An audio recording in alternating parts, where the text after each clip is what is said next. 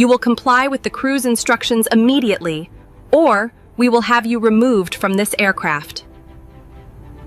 "Go ahead," he said, and the calm in his voice didn't match the weight of the words. It wasn't surrender, it was permission. The captain narrowed his eyes. "Excuse me?" Ethan slipped his phone back into his pocket, slow, deliberate, like he had already made the decision that everyone else was still circling around. "Call whoever you need to call," he added. "Do whatever you think is necessary." A faint crease appeared between Lily's brows. Something about the way he said it didn't feel like resistance anymore. It felt settled. Amanda leaned forward slightly, seizing the moment. "Finally," she muttered, relief creeping back into her tone. "This has gone on long enough." But the relief didn't spread. Not through the cabin, not through the officers, not even through Lily. Because Ethan wasn't stepping aside, he wasn't reaching for his bag, he wasn't preparing to leave. He was just standing there, waiting. The lead officer studied him, then glanced at his partner.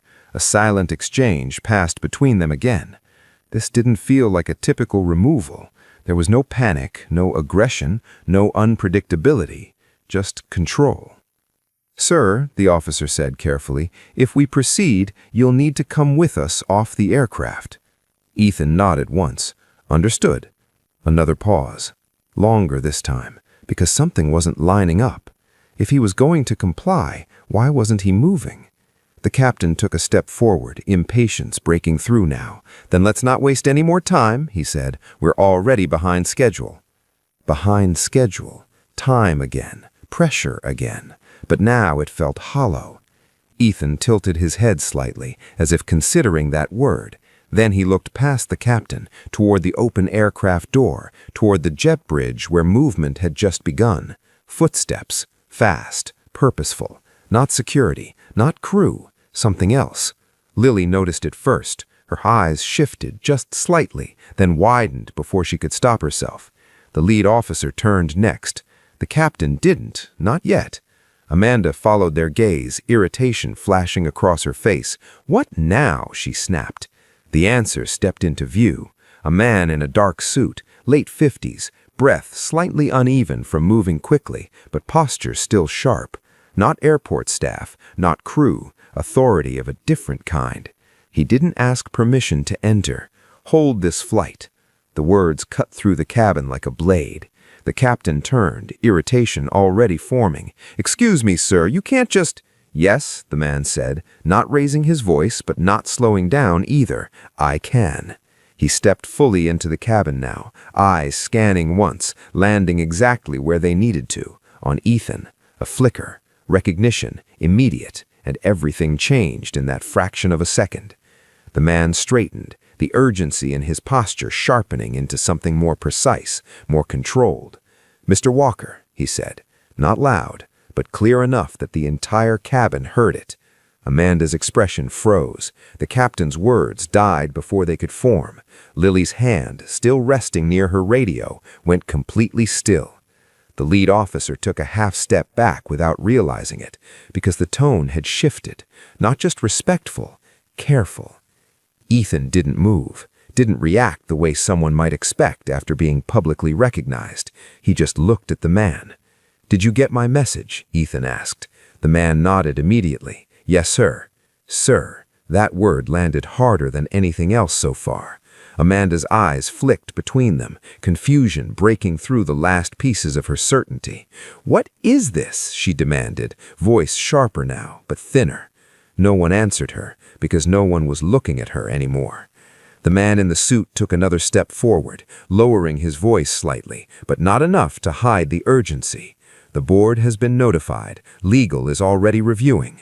A ripple moved through the cabin. Not confusion this time, something else, something heavier. The captain's face tightened, color shifting just slightly. "I'm going to need an explanation," he said, but the authority in his voice wasn't landing the same way anymore. Not after that word, "Sir." Ethan finally moved, just enough to turn fully toward the captain, and when he spoke, his voice was calm, controlled, but now there was something else in it, something that had been there all along. "You're getting one," he said. The woman did not look up right away. She adjusted the silk scarf around her neck, slow, deliberate, as if the world moved on her timing. One leg crossed over the other. A glass of pre-boarding champagne rested lightly in her hand. Everything about her said she belonged there. Everything about the moment said she had no intention of moving. Michael stood still in the aisle, not blocking, not rushing, just present. "Excuse me," he said, calm, even. "I think you're in my seat." Now she looked up. Rebecca Whitmore, 48, the kind of face that had spent decades being agreed with. Her eyes moved over him once. Shoes, jeans, shirt, no watch, no signal of status. The judgment was instant, final. "I don't think so," she replied, her voice smooth but edged. "This is 2A. Michael didn't react. He had seen this before. Not the exact moment, but the pattern, the quiet dismissal, the assumption dressed as certainty. "Yes," he said, holding up his boarding pass without stepping closer. "That's what mine says too." She didn't take it. Instead, she lifted her phone, tilted it just enough to glance at her screen, then gave a small, almost amused smile. "Well, then there must be a mistake," she said, "because I'm already seated." Behind them, the line slowed. A man cleared his throat. Another leaned slightly to see around Michael's shoulder. The tension had started to spread, subtle but growing, like pressure building under glass. Michael exhaled slowly. "Would you mind checking the seat number again?" That did it. Her expression hardened just enough. Not anger, something colder, offense. "I already did," she replied, her voice smooth but edged. "This is 2A. A pause, not loud, not dramatic, but it landed. Always. As if routine was ownership, as if repetition created rights. Michael's grip tightened slightly on his bag, not out of anger, control. "Seats change every flight," he replied, still calm. "It's assigned on the ticket." Rebecca let out a short breath through her nose, almost a laugh. "Listen," she said, leaning back slightly, settling deeper into the leather. "Why don't you just take another seat? I'm sure there's space." The words were casual, easy, as if she were offering a favor. Michael's eyes didn't move from hers. "I paid for this seat." "And I didn't?" she shot back, sharper now. A flicker of silence passed between them, not empty, charged. Across the aisle, a woman in her 60s lowered her magazine halfway, watching openly now. A younger man 2 rows back lifted his phone just slightly, pretending to check a message, but the angle was wrong. He was recording. Michael noticed. He always noticed. "I'm not asking for anything extra," he said, voice steady, low. "Just what's mine." Rebecca's fingers tightened around the stem of her glass, just a fraction, enough to show the crack beneath the surface. "And I'm telling you," she said, slower now, each word placed carefully, "this is my seat." Not confusion, not mistake, claim. Behind them, a flight attendant's voice floated faintly from the galley. Laughter clipped short as she noticed the stall in boarding. Footsteps approached, quick, controlled, professional urgency. Michael didn't turn. He could feel it shifting, the moment crossing a line. Rebecca leaned her head slightly to the side, studying him now, not dismissing anymore, measuring. Something in his stillness didn't fit her expectation. People in his position usually folded by now, apologized, moved. He hadn't. "Look," she said, lowering her voice, but not enough to keep it private, "you're holding everyone up." There it was. Not about the seat anymore, about pressure, about making him the problem. Michael's jaw set, almost imperceptibly.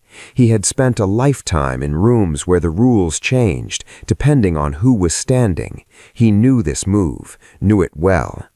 "I'm not the one in the wrong seat," he said. The footsteps were closer now, and for the first time, Rebecca didn't answer immediately. "Is there a problem here?" The voice cut in clean, professional, controlled. Jessica Lange stepped into the narrow space between rows, her posture straight, her smile practiced, but already fading at the edges. 32 years old, 5 years in the air, long enough to read a situation in seconds, long enough to know when something simple wasn't simple at all.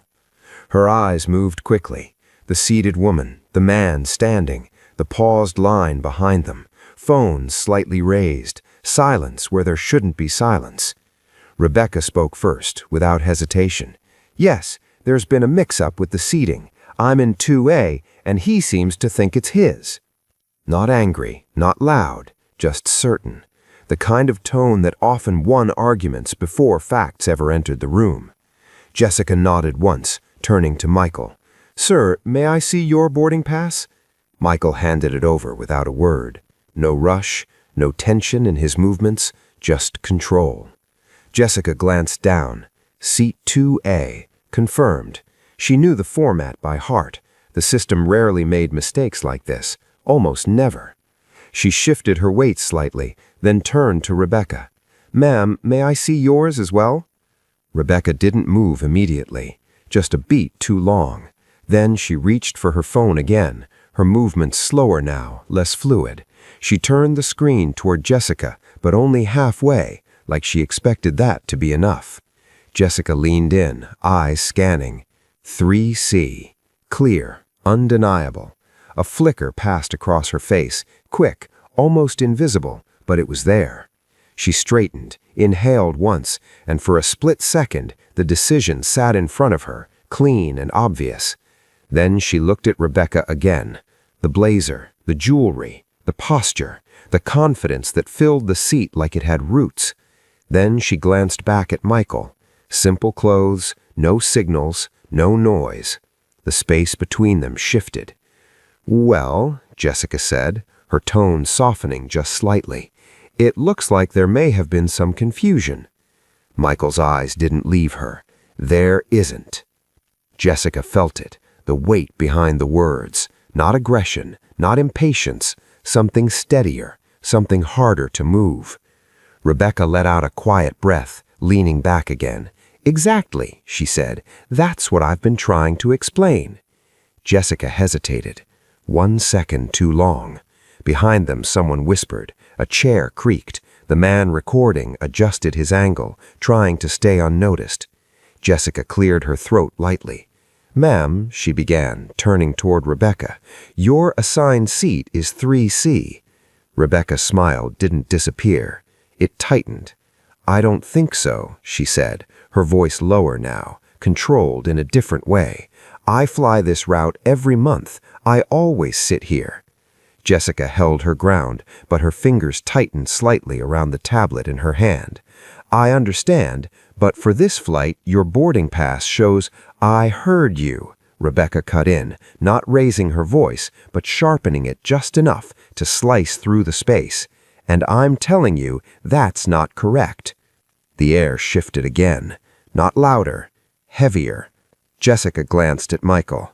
He hadn't moved, not an inch, his bag still in his hand, his posture unchanged, waiting, watching, letting the truth sit in the room without forcing it. People like him, she thought, usually argue, they push, they escalate. He didn't, and somehow that made it worse. "Sir," Jessica said, turning back to him, her tone carefully neutral, "would you be willing to step aside for just a moment while I sort this out?" There it was, not a command, but a direction, a subtle shift of pressure. Michael blinked once, slow, deliberate. "Step aside," he repeated. Jessica felt the eyes on her now, the cabin, the phones, the silence that had stretched too far. "Just briefly," she said, "so we can keep boarding on schedule." Rebecca exhaled softly, almost satisfied, lifting her glass again as if the outcome had already been decided. Michael looked at Jessica for a long second, then past her, at the passengers, the watching, the waiting, at the system already leaning. When he spoke again, his voice was still calm, but something in it had changed. "No," he said quietly. The word didn't echo, but it stayed. Jessica felt it settle in the space between them, heavier than anything said before. Not loud, not aggressive, just final. Rebecca lowered her glass slowly, eyes narrowing now, studying Michael in a way she hadn't before, not dismissing anymore, something closer to irritation, or maybe disbelief. "I'm sorry?" Jessica said, her voice still polite but tighter. Michael didn't raise his voice. "I'm not stepping aside," he said. "There's nothing to sort out. That's my seat." A murmur moved through the cabin, small, quick, like wind brushing through dry leaves, people shifting, leaning, watching more openly now. Jessica glanced over her shoulder toward the galley. Time was slipping. Boarding had stopped. The line behind Michael had grown restless. A man checked his watch with exaggerated impatience. A woman sighed, loud enough to be heard. Pressure was building, and it was landing on her. "Sir," Jessica said, lowering her voice slightly, stepping closer so the conversation felt contained, even though it wasn't. "I understand your concern, but we need to keep things moving. If you could just—" "No," Michael repeated, just as calm, just as steady. That did it. Rebecca let out a short laugh, sharp and humorless. "This is ridiculous," she said, turning slightly toward Jessica, but loud enough for everyone. "Are you really going to let him hold up the entire flight over a misunderstanding?" Misunderstanding. The word hung there, clean and convenient. Michael's jaw tightened. Not much, just enough.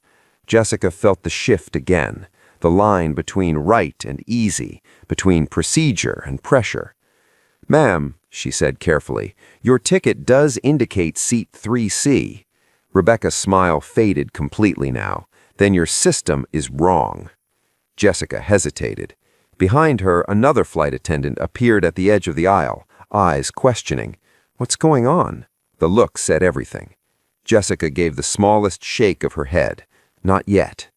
Rebecca leaned forward slightly, her voice dropping, more controlled now, more dangerous. "I'm not moving," she said. "I have an important meeting the moment I land. I booked this seat for a reason." Michael watched her, unblinking. He had heard versions of this his entire life. Importance used like currency, urgency used like leverage. "So did I," he said. Their eyes locked. Not loud, not explosive, but neither one gave an inch. Jessica felt the moment slipping past her control. Protocol was clear. The boarding pass decided the seat. No exceptions, no negotiations. But reality was different. Reality had optics, complaints, escalations, reports that followed you long after the flight landed. "Sir," she said again, this time firmer, a thin edge breaking through her calm, "if you continue to refuse crew instructions, we may need to involve a supervisor." There it was. Not quite a threat, but close enough. A few passengers shifted uncomfortably. The man recording steadied his phone. The older woman across the aisle frowned, her lips pressing into a thin line. Michael didn't look at Jessica this time. He looked at Rebecca, then back at Jessica. "Refuse what?" he asked quietly. "Sitting in the seat I paid for?" Jessica opened her mouth, then closed it. For a second, she had no answer. Rebecca stepped in, seizing the silence. "He's being disruptive," she said. "You can't just let people do whatever they want because they claim something." Claim. Michael almost smiled. Almost. "I didn't claim anything," he said. "I showed you proof." Jessica's grip tightened on her tablet. The situation was no longer contained. It was visible, public, and growing. From the front of the cabin, a new presence moved closer, slower, heavier, authority without hurry. The captain had stepped out. Captain Daniel Reeves did not rush. He walked down the aisle with the kind of measured control that came from years of being obeyed without question. 52 years old, silver at the temples, uniform pressed sharp enough to cut. His presence alone shifted the cabin. Conversations died completely now. Even the quiet movements stopped. "What's going on?" he asked, voice calm but carrying. Jessica straightened slightly. "Seat discrepancy, sir. 2 passengers assigned to 2A. Daniel's eyes moved once, Rebecca, then Michael. He didn't ask for the boarding pass, not yet. Rebecca spoke before anyone else could. "I've been sitting here the entire time," she said, her tone composed but edged with impatience, "and now he's insisting I move, even though there's clearly been a mistake." Daniel gave a small nod, as if acknowledging reason. Then he looked at Michael. A pause, a quick scan, clothes, posture, expression, everything processed in seconds, a judgment forming before the facts even arrived. "Sir," Daniel said, his tone polite but already leaning, "can I ask you to step out of the aisle so we can resolve this without delaying the flight?" There it was again. Step aside. Michael felt it settle in his chest, heavier this time, not because of the words, because of who they came from. He held Daniel's gaze. "There's nothing to resolve," he said. "That's my seat." Daniel's expression didn't change, not visibly, but something behind his eyes cooled. "I understand that's your position," he replied, "but right now you're holding up boarding." Position, not fact. Around them the pressure tightened. A man near the front shifted loudly in his seat. "Come on," he muttered under his breath. "Some of us have connections to make." Rebecca leaned back slightly, silent now, but watching, waiting. Her confidence had returned, reinforced. Daniel extended his hand slightly. "Your boarding pass, please." Michael handed it over. Daniel glanced at it briefly, too briefly, then handed it back. "I see," he said, though nothing in his tone suggested he had really looked. Jessica noticed. Her stomach tightened. "Sir," Daniel continued, his voice firmer now, the authority no longer softened, "we need to keep this process moving. If there's been a system error, we'll correct it, but right now I'm asking you to cooperate." Cooperate. The word landed wrong. Michael's fingers curled slightly around the edge of the paper.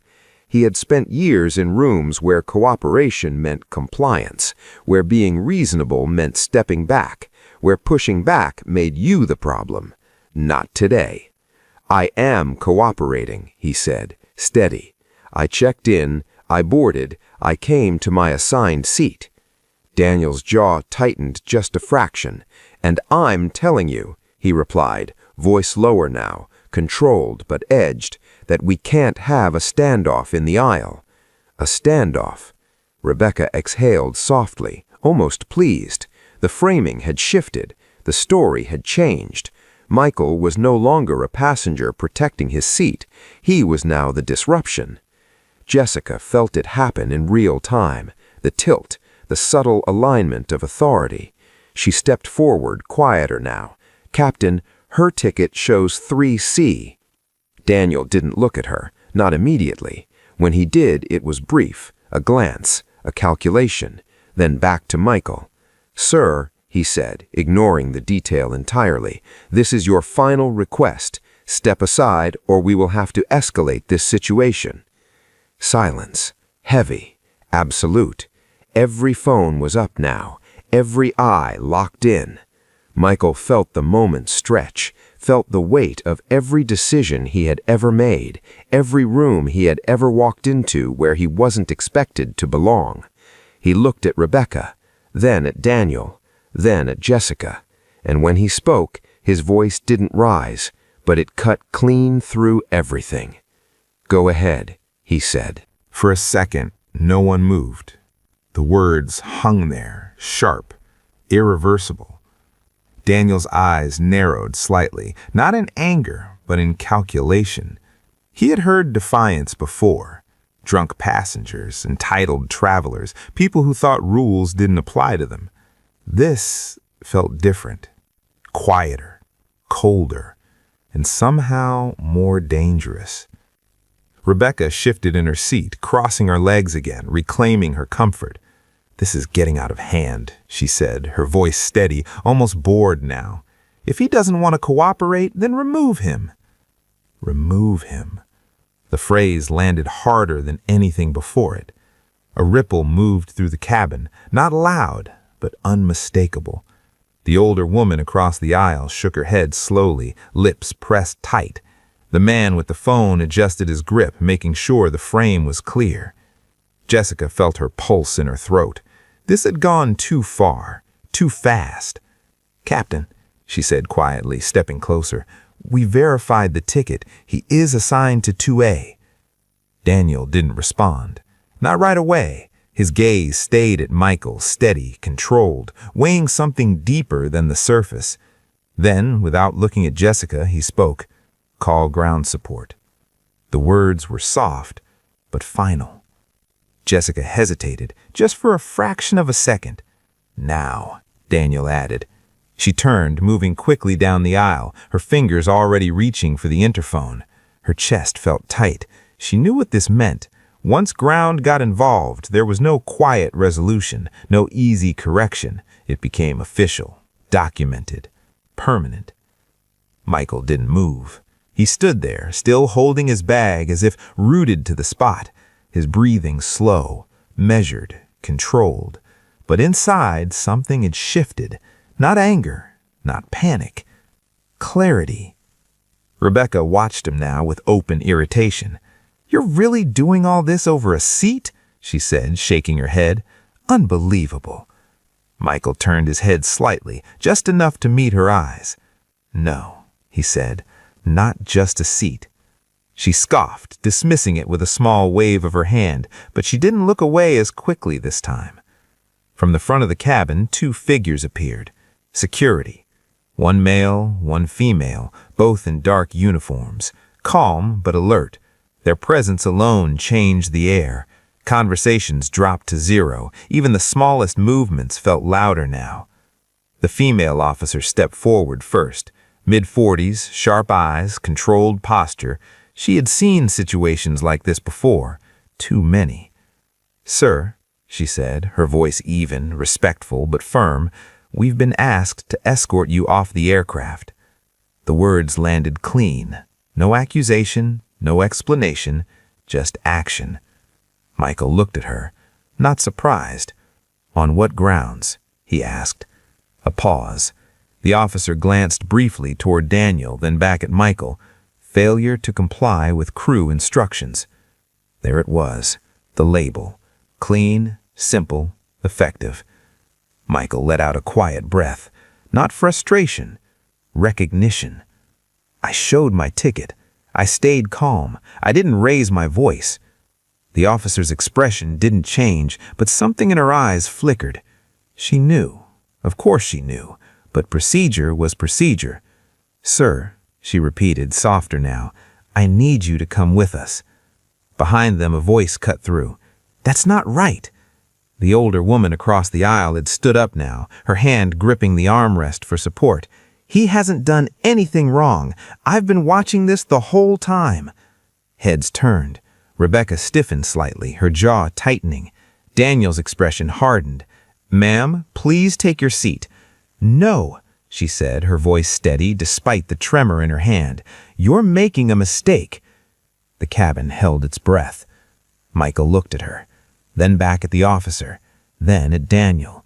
And in that moment, something invisible shifted again, not louder, but deeper. Because this was no longer just about a seat. It was about who got believed and who didn't. The silence didn't break. It thickened.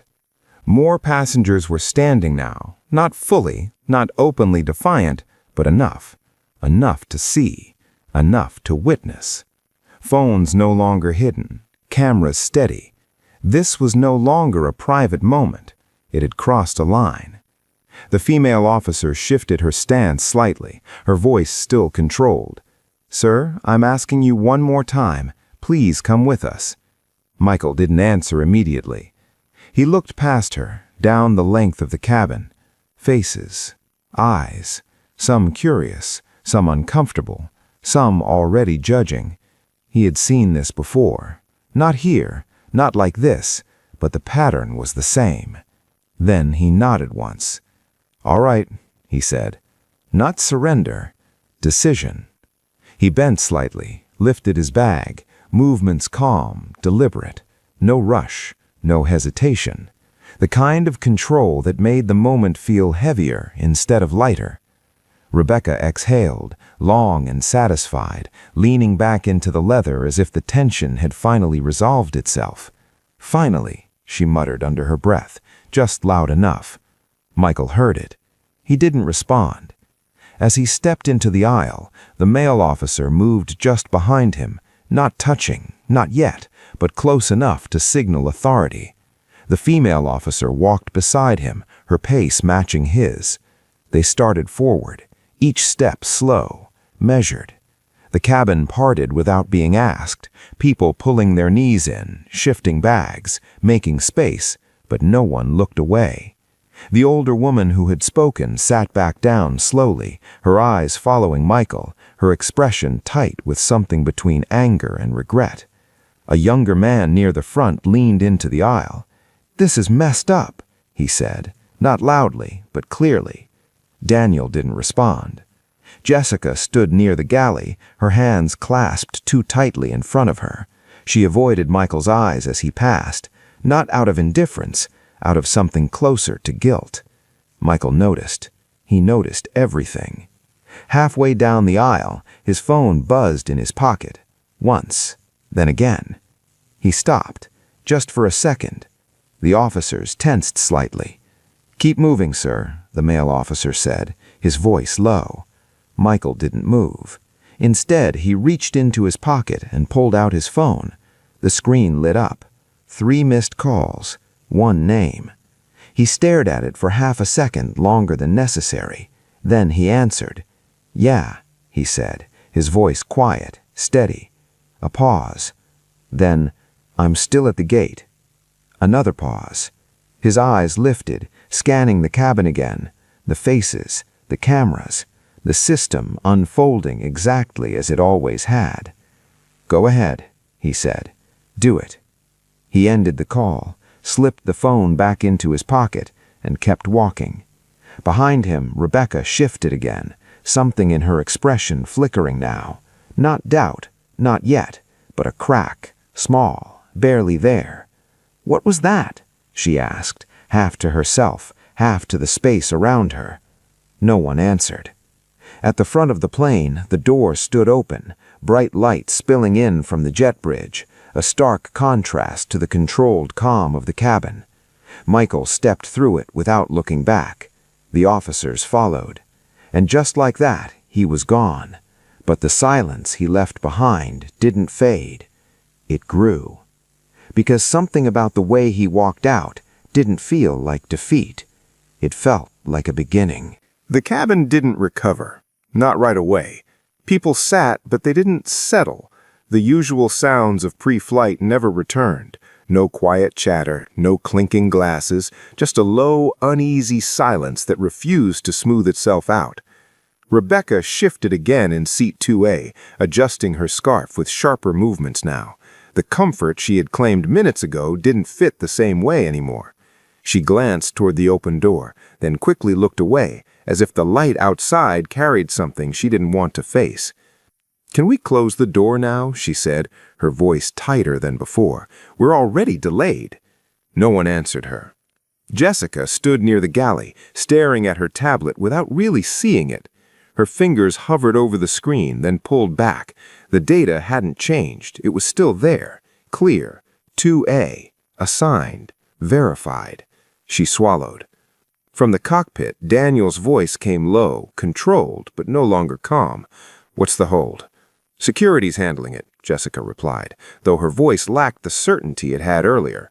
Daniel stepped forward again, stopping just inside the cabin. His eyes moved once, scanning the room. He saw the phones, the faces, the shift. He felt it too.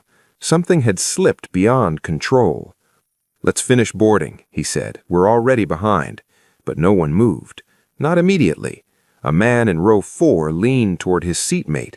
"You see that call he made?" he whispered. "That didn't look like someone giving up." His seatmate nodded slowly. "Yeah, that wasn't normal." Across the aisle, the older woman spoke again, quieter now, but just as firm. "They're going to regret this." Rebecca let out a short breath, turning slightly toward her. "Oh, please," she said. "People get removed from flights all the time. He refused to comply." "He didn't," the older woman replied. "He stood his ground." "That's the same thing," Rebecca snapped. But it wasn't, and the room knew it. Near the front, a younger passenger tapped rapidly on his phone. "It's already online," he muttered. "Someone streamed the whole thing." Jessica's head lifted. "What?" "Yeah," he said, turning his screen slightly. "It's blowing up. People are tagging the airline." Daniel's jaw tightened. "How many views?" someone asked. "Climbing fast," the man said. "Thousands already." A ripple moved through the cabin again, different this time. Not tension, momentum. Rebecca's fingers paused mid-adjustment. "That doesn't mean anything," she said quickly. "People post nonsense all the time." But her voice lacked conviction. Jessica stepped closer, her heart beating harder now. "Can you show me that?" The man hesitated, then angled his phone toward her. Video. Clear. Michael standing still in the aisle. Jessica herself asking him to step aside. Daniel issuing commands. Rebecca seated, unmoved. The comments were already flooding in. Words like discrimination, words like bias, words like lawsuit. Jessica felt the air leave her chest.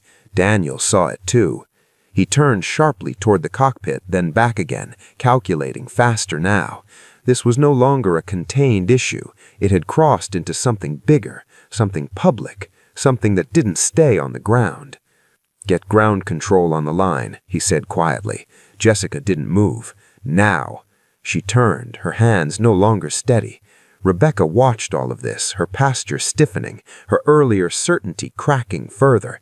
"This is being blown out of proportion," she said, but no one picked it up. No one supported it, because the room had changed.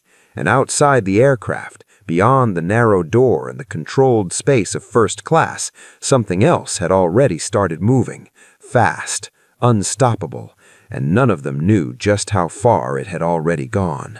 Michael didn't leave the gate. He stood just beyond the jet bridge, off to the side where the noise dropped and the air felt colder. The officers stayed close, but not crowding him now. The urgency had faded from their posture. Something about him had changed the tone. Or maybe it had been there all along. The female officer glanced at him. "Sir, they'll likely rebook you on the next flight," she said, softer now. Michael gave a small nod. "That won't be necessary." She studied him for a second. Calm. Too calm. Not the look of someone who had just been removed from a flight. His phone buzzed again. He answered immediately this time. "Tell me." A pause. Then he listened, completely still. "Good," he said after a moment. "Loop in legal, and get me the full crew roster." Another pause. His eyes lifted toward the aircraft door. "Now." He ended the call. The male officer shifted slightly. "Sir, can I ask what's going on?" Michael slipped his phone back into his pocket. "You'll see," he said. Inside the plane, everything was moving faster. Not smoother. Faster. Jessica stood near the galley, one hand pressed lightly against the counter as she listened to ground control through her headset. Her face had lost all color. "Yes, I understand. Right now?" she said, her voice barely steady. Across the cabin, Rebecca sat upright now, no longer relaxed. Her eyes kept drifting toward the front, then back to the aisle, as if expecting something to happen, but not knowing what. Daniel stood near the cockpit door, phone pressed to his ear, his voice low and controlled. "With all due respect, we handled the situation according to protocol," he said. "The passenger was non-compliant." A pause. Then his expression changed, just slightly. "Yes," he said, "I'm aware of the video." Another pause. Longer this time. His jaw tightened. "I understand," he said again, but the words didn't carry the same authority anymore. Jessica turned slowly, lowering her headset. "Captain," Daniel held up a hand. Silence. Then he spoke into the phone one last time. "We'll take care of it." He ended the call. For a moment, he didn't move. Then he turned.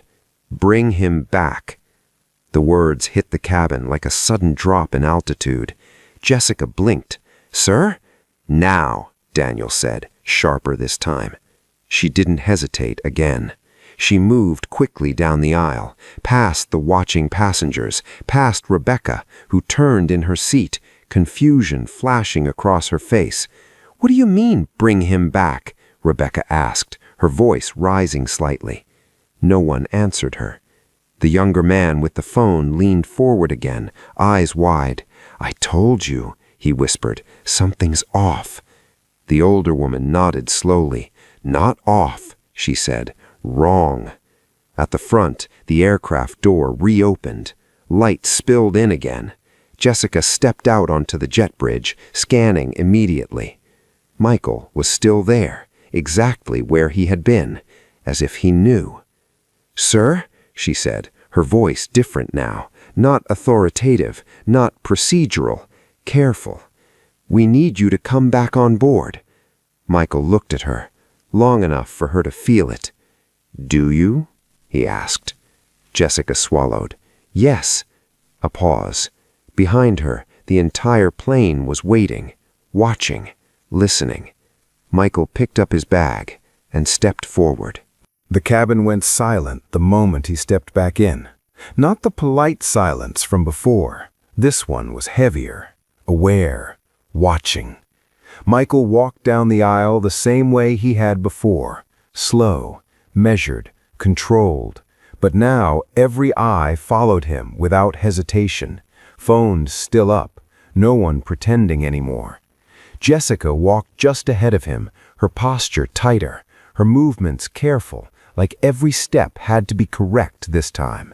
She didn't look back. Rebecca did. Her confidence had thinned, not gone, but shaken.